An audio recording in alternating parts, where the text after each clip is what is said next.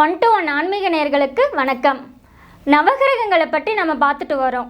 இந்த நிகழ்ச்சியில் சுக்கிரனை பற்றி மூத்த பத்திரிகையாளரும் ஜோதிட ஆய்வாளருமான திரு ராஜேந்திரன் அவர்கள்கிட்ட கேட்டு தெரிஞ்சுக்கலாம். வணக்கம் சார். வணக்கம்மா. அசுரர்களுக்கே குரு அப்படின்னு சொல்லிட்டு சுக்கிரனை புராணம் சொல்லுது. அதே மாதிரி திருமணத்துக்கு உகந்த கிரகம் சுக்கிரன் அப்படின்னு சொல்கிறாங்க. அதுக்கப்புறம் தவத்தின் மூலியமாக குரு இறைவனை அடையலாம் அப்படின்னு சொல்லுவாங்க. ஆனால் சுக்கிரன் காமத்தின் மூலியமாக இறைவனை அடையலாம் அப்படின்னு சொல்கிறாங்க. இது எந்த அளவுக்கு உண்மை சார்? கரெக்ட். இப்போ தான் கொஞ்சம் பேச ஆரம்பிச்சிருங்கன்னு நினைக்கிறேன். சுக்கிரனை பற்றி பேச ஆரம்பிக்கும்போது நிறைய பேசுகிறீங்க. இதுலேருந்து ஒன்று தெரிஞ்சுக்கணும். சுக்கிரன் தான் மறைபொருள்களுக்கெல்லாம் அதிபதி அப்படின்னு சொல்லுவாங்க. அதாவது ஒரு கிரகம் 6, 8, 12 மறைஞ்சிதுன்னு வச்சுக்கோங்க. பொதுவாக எந்த கிரகமாக இருந்தாலும் இந்த 6, 8, 12 ஒரு கிரகம் மறைஞ்சிதுன்னா அந்த கிரகத்துக்கு பவர் குறைவு அப்படின்னு சொல்லுவாங்க. ஆனால் சுக்கிரனை பொறுத்த வரைக்கும் 6, 8, 12 மறைந்தால் அதை விட பலம் கொடுக்கக்கூடிய ஒரு கிரகம் வேறு எதுவுமே கிடையாது. சொல்லுவாங்க மறைந்து அதிக பலன் கொடுக்குறவர் சுக்கிராச்சாரியார் அப்படின்னு ஒன்று சொல்லுவாங்க. 6ஆம் இடத்துல மறைஞ்சிதுன்னா ஒரு பவர், 8ஆம் இடத்துல மறைஞ்சிதுன்னா அதை விட அதிக பவர், 12ஆம் இடத்துல மறைஞ்சிதுன்னா அஷ்டலட்சுமி யோகம். அப்போ சுக்கிரனுக்கு மறைவிடங்களில் அதிக பவர். அதுக்குன்னு மற்ற இடங்களில் பவர் இல்லையான்னு எடுக்க வேணாம். அதாவது அந்த இடங்களில் வரும்போது இன்னும் அதிக பவர். இன்னும் ஒரு குறிப்பாக சொல்லப்போனால் உங்கள் ஜாதகத்தில் சுக்கிரன் 6, 8, 12 இந்த மாதிரி மறைவிடங்கள் இருந்துன்னு வச்சுக்கோங்களேன். அவங்க என்ன பண்ணுவாங்கன்னா இந்த உலகத்தில் உள்ள எல்லா சந்தோஷங்களையும் நல்லா தாராளமாக அனுபவிப்பாங்க. இந்த சுக்கிரன் ஆட்சி உச்சம் இந்த மாதிரி வலுவான இடங்கள்ல இருக்கும் பார்த்திங்கன்னா அவங்களுக்கு எல்லா வாய்ப்புகளும் கிடைக்கும். ஆனால் அவங்க எதையுமே பார்த்திங்கன்னா போதும் போதும் அப்படிங்கிற மென்டாலிட்டியோடு இருப்பாங்க. சுக்கிரன் அதிகமாக வலுத்தவர்கள், அதாவது ஆட்சி உச்சம் பெற்றவர்கள் வெள்ளியை பயன்படுத்தக்கூடாது. ஏன்னா இதெல்லாம் முக்கியமாக சில பாயிண்ட்டுகளை நம்ம சொல்ல வேண்டியிருக்கு. இப்போ சொல்லிவிட்டு சுக்கிரனை பற்றி வரோம். நீங்கள் ஒரு 3 கேள்வி கேட்டிருக்கீங்க. இந்த 3 கேள்வியும் தொகுத்து சொன்னால் சுக்கிரனுக்கு ஓரளவுக்கு போதுமானது அப்படி இருக்குன்னு நினைக்கிறேன். அதாவது எந்த லக்கணமாக இருந்தாலும் பொதுவாக ஒரு சூரியன் அப்படின்னா பிதிர்காரகன், தந்தைக்காரகன் அப்படின்னு சொல்கிறோம். குருன்னா புத்திரகாரகன்னு சொல்கிறோம். சந்திரனை சொல்லும்போது தாய்க்காரங்க அப்படிலாம் சொல்லிட்டு வந்தோம் இல்லையா, மாதுருக்காரங்கள்லாம் சொல்லிட்டு வந்தோம் இல்லையா. சுக்கிரனை சொல்லும்போது களத்திரக்காரகன் அப்படின்னு சொல்கிறோம். அப்போது உலகத்தில் யார் என்னவா இருந்தாலும், அதாவது திருக்குறளில் அறத்துப்பால், பொருட்பால், காமத்துப்பால் சொல்கிறோம்ல. இந்த காமத்துப்பாலில் பல குறள்கள் இருந்தாலும் ஒரு குறிப்பிட்ட ஒரு குறள் ஒன்று இருக்குது. கண்டு கேட்டு உண்டு உயிர்த்து உற்றறியும் ஐம்புலனும் ஒன் தொடி கண்ணே உல அப்படின்னு ஒரு குறள், முக்கியமான குறள். அதாவது ஐம்புலன்கள் இருக்குல்ல, மெய், வாய், கண், மூக்கு, செவி. அப்போது இந்த ஐம்புலன்களுக்கும் ஒரு உணர்ச்சி இருக்கும். கண்ணால் பார்க்குறோம், காதால் கேட்குறோம், வாயால் பேசுகிறோம், மூக்கால் சுவாசிக்கிறோம், உடம்பால் உணர்ச்சிகளை உணர்கிறோம் இல்லையா. இந்த ஐம்புலன்களுக்கும், அதான் கண்டு பார்த்து கேட்டு உண்டு உயிர்த்து உற்றறியும் இப்படி சொல்லிடுறாங்க. இந்த ஐம்புலன்களுக்கும் ஒரே நேரத்தில் இன்பம் தரக்கூடியவள் பெண் அப்படின்னு ஒரு வார்த்தையை முடிக்கிறார்.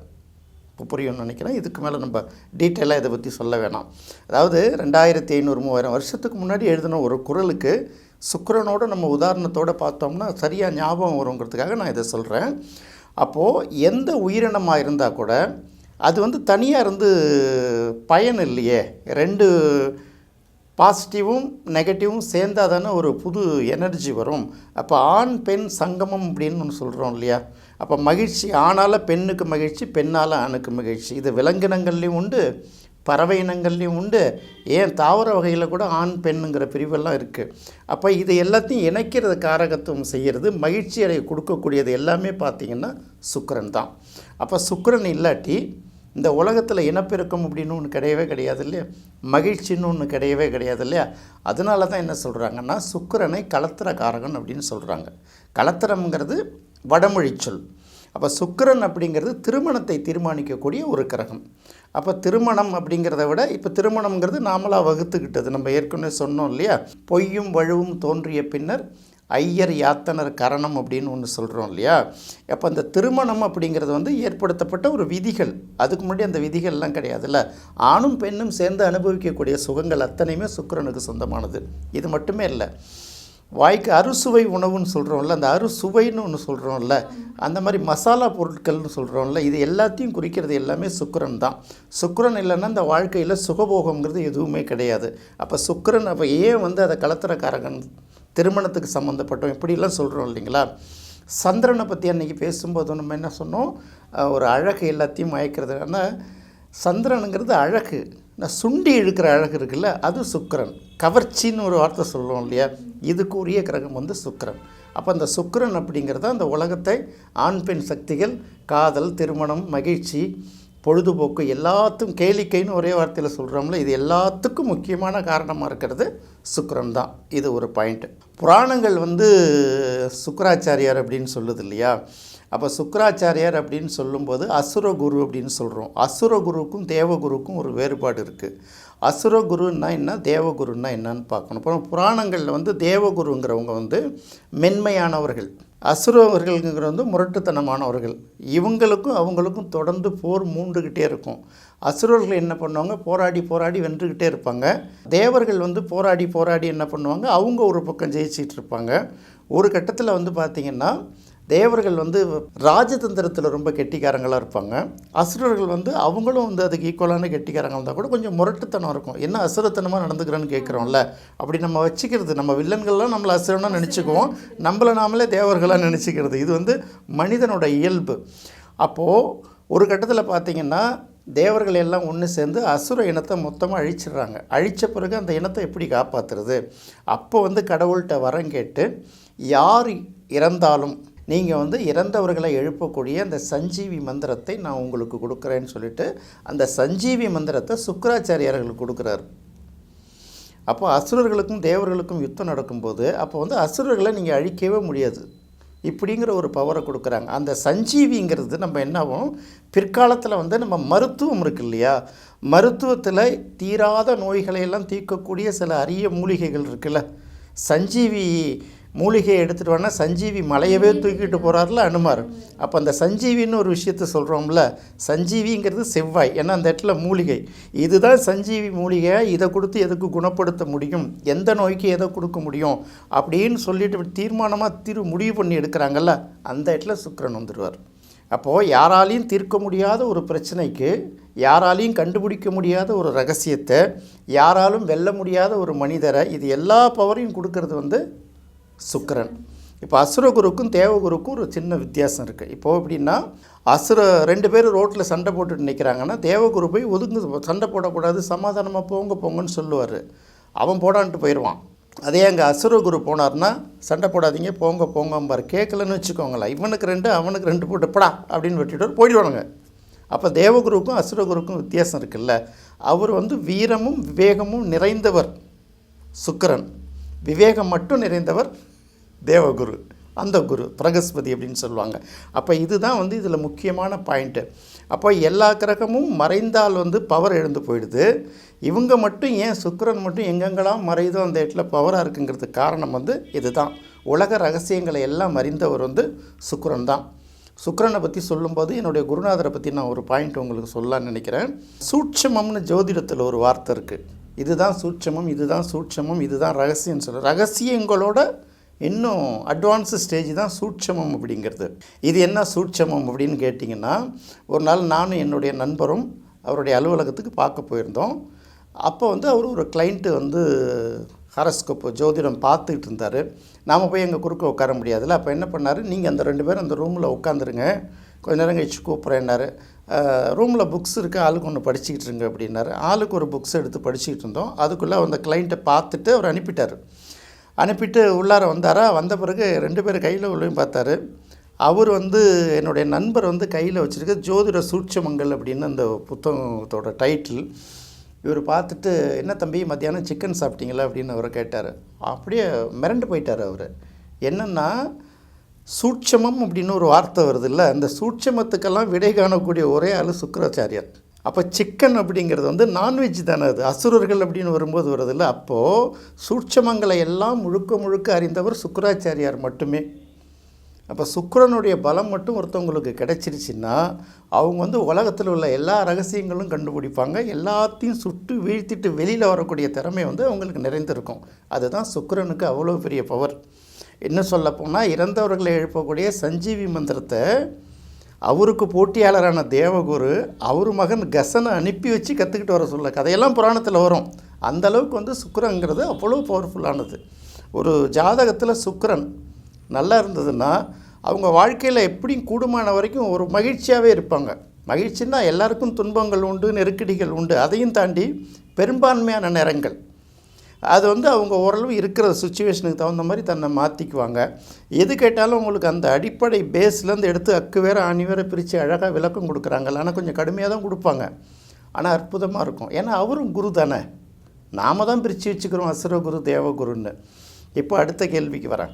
இப்போ வந்து இறைவன் அடையிறதுக்கு வழிகள் எத்தனை இருக்குது அப்படின்னு கேட்கும்போது, அதாவது வந்து தியானத்தின் மூலமாக இறைவன் அடையலாம், காமத்தின் மூலமாகவும் இறைவன் அடையலாம் அப்படிங்கிற 2 வழி இருக்குது. இதுதான் சரி இதுதான் தவறு அப்படின்னு சொல்கிறது ரொம்ப அது வந்து சரியான கருத்து அல்ல. அதாவது எதுவுமே அளவுக்கு மிஞ்சினால் அமிர்தமும் நஞ்சு தான். இப்போ சின்ன வயசில் நம்ம கோயில்களுக்கு போகிறதுக்கு பழக கற்றுக் கொடுக்குறாங்க. கோயிலுக்கு போய் சாமியை கும்பிட்றோம், தோப்புக்கரணம் போட்டுக்கிறோம், கும்பிட்டு வரோம், இன்னும் சில சுலோகம்லாம் சொல்கிறாங்க, மந்திரங்கள்லாம் சொல்கிறாங்க, இதெல்லாம் சொல்லிக்கிட்டு வரோம். இதே தானே வந்து நம்ம சாவர வரைக்கும் செஞ்சிகிட்ருக்கோம். அதே கோயில், அதே அர்ச்சனை, அதே வேண்டுதல், அதே மந்திரம். அப்போது நீங்கள் ஒரு 5 வயசில் 1ஆம் வகுப்பு படிக்கும்போது உங்களுக்கு ஆனா ஆவனா ஏபிசிடியெல்லாம் சொல்லி கொடுக்குறாங்க. அதே தானே கடைசி வரைக்கும். அது பக்தி மார்க்கம். கடைசி வரைக்கும் பக்தி மார்க்கத்திலே போக முடியுமா? அடுத்து ஞான மார்க்கத்துக்கு போகணுமா வேணாமா? அப்போ கடவுளை எது மூலமாக அடையிறதுன்னா, பக்தி மார்க்கம்ங்கிறது சிறு வயதில் உள்ள குழந்தைகளுக்கும் ஒரு காலத்தில் வீட்டில் மட்டுமே இருந்த பெண்களுக்குமான மன அமைதிக்காக செய்யப்பட்ட ஒரு ஒருமைப்பாட்டுக்காக செய்யப்பட்ட ஒரு சின்ன ஏற்பாடு. அப்போ கடவுளை வந்து பக்தி மார்க்கம்ங்கிறது தொடக்கம். நம்ம என்ன சொல்கிறோம், ப்ரீகேஜிங்கிறோம்ல, அதோட தொடக்கம். அது 60 வயசு வரைக்கும் நான் அப்படியே தான் பண்ணிகிட்டு இருந்தேன்னா வேலைக்கு ஆகாது. அப்போ ஞான மார்க்கத்தின் மூலமாக கடவுளை அடையணும். ஞான மார்க்கத்தின் மூலமாக கடவுளை அடையணும்னா தியானம் கைகூடணும். அப்போ தியானத்தில் கை கூடிச்சுன்னா நீங்கள் கடவுளை அடைய முடியும் அப்படின்னு சொல்கிறாங்க. இது வந்து நாம் சொல்கிறதில்ல, எல்லா ஆதி காலத்துலேருந்து சொல்லப்பட்டக்கூடிய ஒரு முக்கியமான ஒரு கருத்து. அப்போ கடவுளை எங்கே அடையிறது, தியானத்துக்கும் காமத்துக்கும் என்ன வித்தியாசம் அப்படிங்கிறத பார்க்கணும்.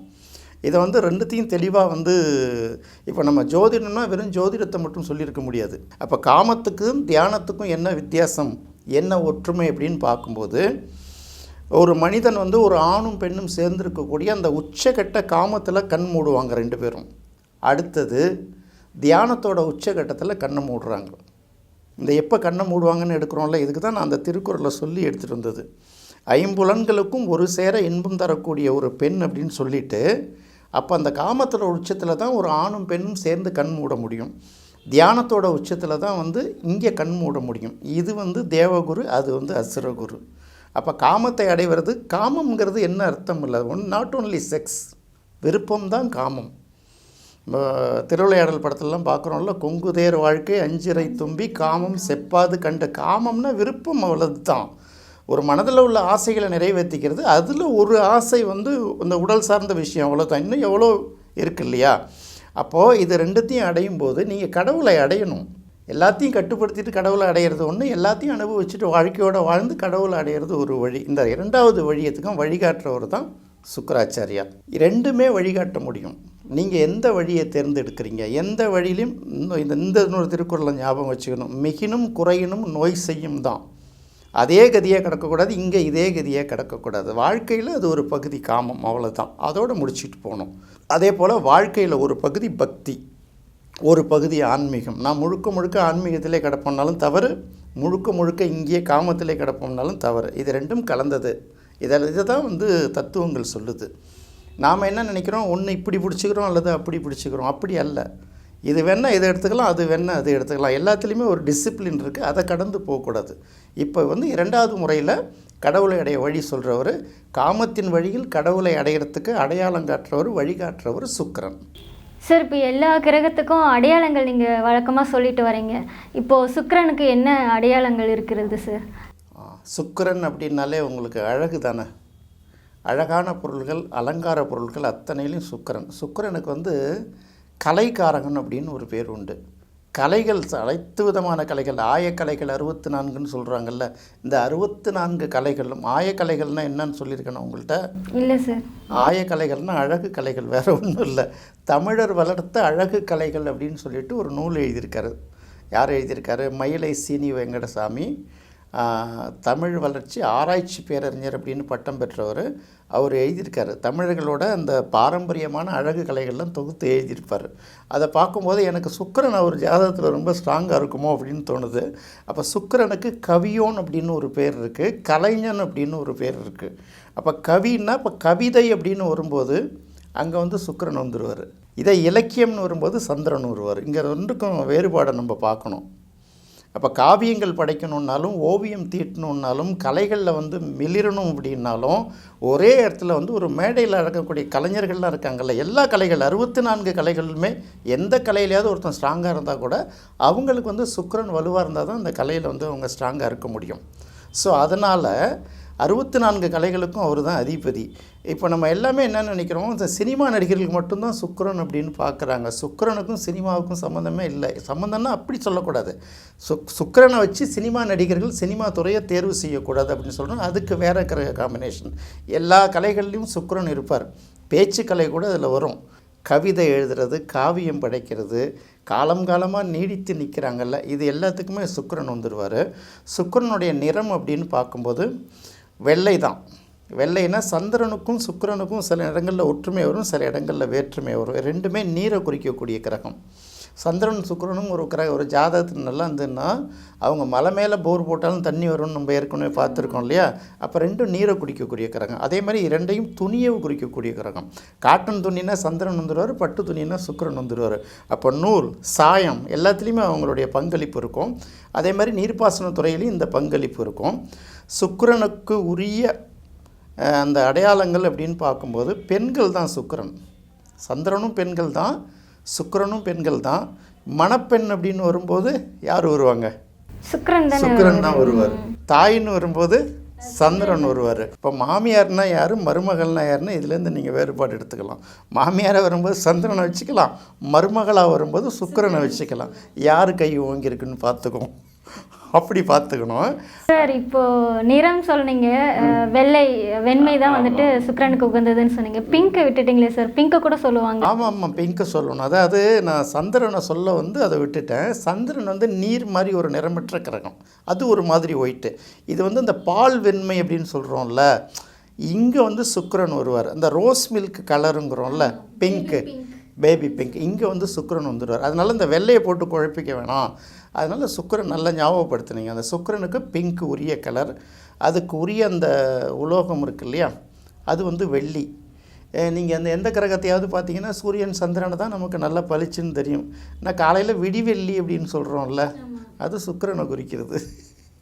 விடியலை குறிக்கக்கூடிய ஒரு கிரகம் இல்லையா, விடிவெள்ளியை குறிக்கக்கூடியது. அது மாதிரி வாகனங்கள் இருக்குல்ல, எங்கெங்கெல்லாம் சக்கரம் சுற்றுதோ அங்கெல்லாம் சுக்கிரன் இருக்காருன்னு பிளான் பண்ணிக்கலாம். தறியில் ஓடுற சக்கரத்துலேருந்து ஆரம்பித்து, சைக்கிளில் ஓடுற சக்கரத்துலேருந்து ஆரம்பித்து, ஆட்டோமொபைல்ஸில் எங்கெங்கெல்லாம் சக்கரங்கள் சுழல்கிறதோ அது வந்து கியராக இருந்தால் கூட சரி, இந்த சக்கர வடிவத்தில் நம்ம கிணத்துல தண்ணி விடுறோம்ல, அப்போ அதில் ஒரு உருளை சுற்றுதில்ல, அதுவும் சுக்கிரன் தான். அப்போ இது எல்லாமே பார்த்திங்கன்னா சுக்கிரன். அப்போ வாகனங்களுக்கெல்லாம் சுக்கிரன் தான் காரகம். அழகழகாக ட்ரெஸ் பண்ணிட்டு வராங்கல்ல, அதெல்லாம் சுக்கிரன் தான் காரணம். நல்ல துணிமணிகள் நிறையா இருக்குது, ஜவுளி கடைகள் நிறைந்த இடங்கள், வெள்ளி பொருட்கள் நிறைந்த இடங்கள், இந்த பெர்ஃப்யூம்ஸ், அதாவது அது என்ன சொல்கிறதுன்னு தெரியல, மகிழ்ச்சியெல்லாம் எங்கே இருக்கும், அதெல்லாம் அங்கே சுக்கிரன் அப்படின்னு எடுத்துக்கலாம். அப்படியே அழகாக அந்த காலத்தில் மேத்தா ஒரு கவிதை எழுதுகிறார். இந்த சாலைகளில் அந்த கல்லூரி பெண்கள்லாம் நடந்து வரும்போது விதவிதமாக ட்ரெஸ் போட்டு வருதில்ல, ஒரு வானவில் சாலையில் நடந்து வர்ற மாதிரி இருக்குது அப்படின்னு எழுதியிருப்பார். இதெல்லாம் சுக்கிரன் தான்.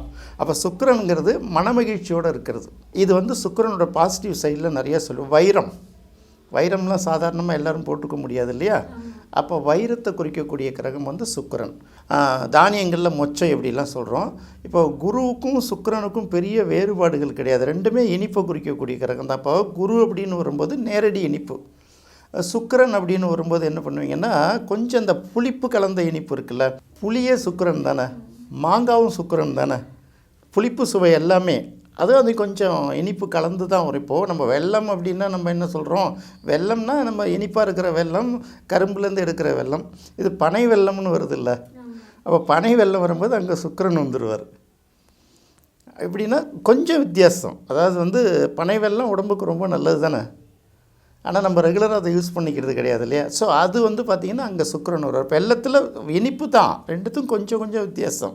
இவங்க 2 பேரும் எங்கே ஒற்றுமைக்கு வருவாங்கன்னு கேட்டிங்களா, இப்போ சர்க்கரை வியாதி வருது இல்லை, 2 பேருமே அதுக்கு காரணகர்த்தாக வந்துடுவாங்க. ஏன்னா சுவையே இனிப்புலேருந்து வர்றது தானே. அப்போ சர்க்கரை நோயின்னு வரும்போது ஒரு ஜாதகத்தில் குரு வலுத்திருந்தாலும் வரும், சுக்கிரன் வலுத்திருந்தாலும் வரும். அப்போ இதெல்லாம் பார்த்துட்டு வரோம்.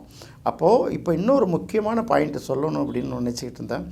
அதாவது வந்து ஒரு ஜோதிடர் இருக்காருன்னு வச்சுக்கோங்களேன், அவருடைய ஜாதகத்தில் வந்து ஒன்று குரு பவர்ஃபுல்லாக இருக்கணும் அல்லது சுக்கிரன் வலிமையாக இருக்கணும். ஏன்னா அசுரகுரு வலிமையாக இருக்கணும் அல்லது தேவகுரு வலிமையாக இருக்கணும். 2 குருவும் வலிமையாக இருந்தால் இன்னும் சூப்பர். இந்த 2 குருவுமே கெட்டு போயிருந்ததா, வலிமை இழந்திருந்ததுன்னா அவங்க ஜோதிடமே பார்க்கக்கூடாதுன்னு என்னோடய குரு சொல்லுவார். வாக்குவன்மை இருக்காது மட்டும் இல்லை, அதாவது இந்த வந்து அந்தணர் அப்படின்னு எடுக்கிறாங்க. நீங்கள் வந்து அதை ஒரு குறிப்பிட்ட சமூகமாக எடுக்கிறதில்ல. அந்தணன் என்போன் அறவோர் மற்ற உயிருக்கும் செந்தன்மை பூண்டொழுகளாக இருக்கிறாங்கல்ல. அப்போ 2 அந்தணர்களுக்கும் அந்த இது பொருத்தம் தானே. அப்போ ஹோமம் பண்ணுறது யார், யாகம் பண்ணுறது யார், அடுத்தவங்களுக்கு வழிகாட்டுறது யார். அப்போ அந்தணர்கள் அப்படின்னு நம்ம திருக்குறள்லே சொல்கிறோம் இல்லையா. அப்போ இந்த 2 கிரகத்தையும் குறிக்கிறது வந்து அந்தணர்களை குறிக்கக்கூடிய ஒரு கிரகம். குருவாக வழிகாட்டியாக அடுத்தவர்களுக்கு ஆலோசனை சொல்பவர்களுக்காக வழி நடத்துபவர்களாக இருக்கிறவங்க குரு. இந்த குரு அப்படிங்கிற ஸ்தானத்தில் இருக்கிறவங்களுக்கு அந்த ஜாதகத்தில் ஏதாவது ஒரு குருவாவது நல்லா இருக்கணுமா வேணாமா, அதை தான் சொல்கிறாங்க. ஒரு ஜாதகத்தில் இன்னும் குறிப்பாக ஜோதிடர்களோட ஜாதகத்தில் ஒன்று குருவும் சுக்கிரனும் கெட்டு போகாமல் இருக்கணும். அப்படி இல்லையா குறைந்தபட்சம் ஏதாவது ஒன்றாவது கெட்டு போகாமல் இருக்கணும். அப்போ தான் அவங்க சொல்கிற ஜோதிடமும் பலிக்கும், அவங்க நடத்தி வைக்கிற யாகங்களும் ஜெயிக்கும். சார் எல்லா விஷயம் சொன்னீங்க. சுக்கிரன் என்ன நம்ம உடல் அமைப்பில் என்ன பாகத்தை குறிக்கிறதுங்க சார்? ஆமாம்மா, இப்போது அந்த சிறுநீரகம் சொல்கிறோம் இல்லையா, சிறுநீரகம் தான் வந்து நம்ம சுக்கிரன் குறிக்கக்கூடியது. சிறுநீரகங்கள் அந்த சார்ந்த பகுதிகள், விந்தணுக்கள் அப்படின்னு சொல்கிறோம் இல்லையா, இது எல்லாமே வந்து அதை குறிக்கிற இடம்தான். சுக்கிரன் பாதிக்கப்படும் போது தான் அந்த மாதிரி ஏற்கனவே சுகர் சொல்லியிருக்கோம் இல்லையா, இந்த சிறுநீரக பாதிப்புகளுக்கு கூட சுக்கிரன் தான் வந்து முக்கியமான காரணமாக இருக்கும். அப்போ எல்லா கிரகங்களுக்கும் பாசிட்டிவ் நெகட்டிவ்லாம் உண்டு. அப்போ இதில் எடுக்கும்போது பார்த்திங்கன்னா இந்த பாலின நோய்கள்லாம் இருக்குது இல்லையா, நெறி தவறி போகிறவர்கள் இருக்காங்கள்ல, வழி தவறி போகிறவர்கள் இருக்காங்கள்ல, அவங்களுக்கு வரக்கூடிய அந்த பாலின நோய்கள் இருக்குது இல்லையா, அந்த மாதிரி டிசீசஸ் எல்லாமே அதுக்கும் சுக்கிரன் தான் காரணமாகிடுது. நீங்கள் பொதுவாகவே வந்து யாருமே கேட்டிருக்க முடியாத சின்ன சின்ன விஷயங்கள்லாம் எங்களுக்கு சொல்லுங்கள். அதுவும் குட்டி குட்டி ஸ்டோரிஸ்லாம் சொல்லுவீங்க சார். அது ரொம்ப ரொம்ப இன்ட்ரெஸ்டிங்காக இருந்துச்சு. இதுக்கும் இப்போ தேவகுரு அசுரகுரு ஸ்டோரிலாம் சொன்னீங்க. அது ரொம்ப சூப்பராக இருந்தது சார். கேட்குறதுக்கு ரொம்ப இன்ட்ரெஸ்டிங்காக இருந்தது.